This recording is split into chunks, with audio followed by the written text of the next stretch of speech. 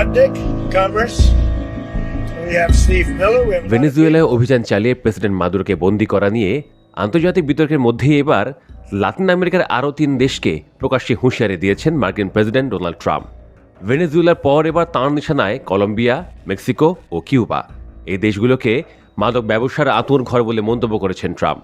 তিনি স্পষ্ট করে জানিয়েছেন, মাদক পাচার ও অনুপ্রবেশকারীদের বিষয়ে তার দেশ কাউকেই ছাড় দেবে না। মাদক সন্ত্রাস ঠেকাতে যা প্রয়োজন তা করতেও পিছপা হবে না। ভেনেজুয়েলার মতো পরিণতি হতে পারে এই দেশগুলোরও। কলম্বিয়ার প্রেসিডেন্ট গুস্তাভো পেত্রোকে হুঁশিয়ার করে ট্রাম্প বলেছেন, তিনি যেন নিজের পশ্চাৎ দেশ সামলে চলেন। শনিবার ভেনেজুয়েলায় ঢুকে দেশটির প্রেসিডেন্ট নিকোলাস মাদুরো এবং তার স্ত্রীকে আটক করে যুক্তরাষ্ট্র। তা নিয়ে যুক্তরাষ্ট্রের তীব্র নিন্দা করেন পেত্রো। যুক্তরাষ্ট্র ভেনেজুয়েলার সার্বভৌমত্বে আঘাত হেনেছে, লাতিন আমেরিকায় মানবিক সংকট তৈরি হতে পারে বলে মন্তব্য করেন পেত্রো।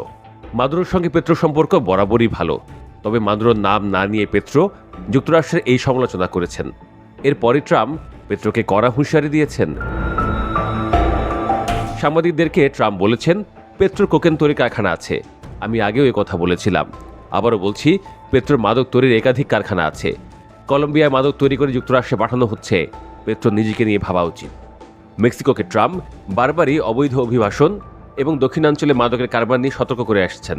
যদিও ট্রাম্প দাবি করেছেন, মেক্সিকোর প্রেসিডেন্ট শেনবাউম পার্দোর সঙ্গে তার সম্পর্ক ভালো।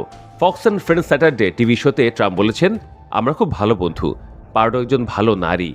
তবে মেক্সিকোকে তিনি পরিচালনা করছেন না। মেক্সিকোকে পরিচালনা করছে মাদক ব্যবসা। ভেনেজুয়েলায় হামলা চালানো মানেই মেক্সিকোকে সতর্কবার্তা দেওয়া নয়।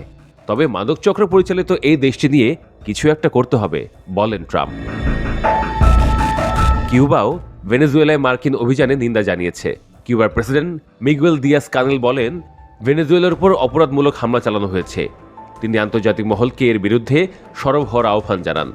ট্রাম্প কিউবাকেও হুঁশিয়ারি দিয়ে বলেছেন যে দেশটির প্রেসিডেন্ট মিগুয়েল দিয়াস কানেল ব্যর্থ শাসক। তিনি বলেন, কিউবার পরিস্থিতি ভালো নয়, সেখানে প্রশাসনিক কাঠামো ভেঙে পড়ছে। কিউবার জনগণের পক্ষে তা মোটেই ভালো ব্যাপার নয়। বছরের পর বছর ধরে কিউবার মানুষ ব্যর্থ শাসকের কারণে দুর্ভোগ পোহাচ্ছে। কিউবার মানুষকে এ থেকে মুক্তি দিতে হবে।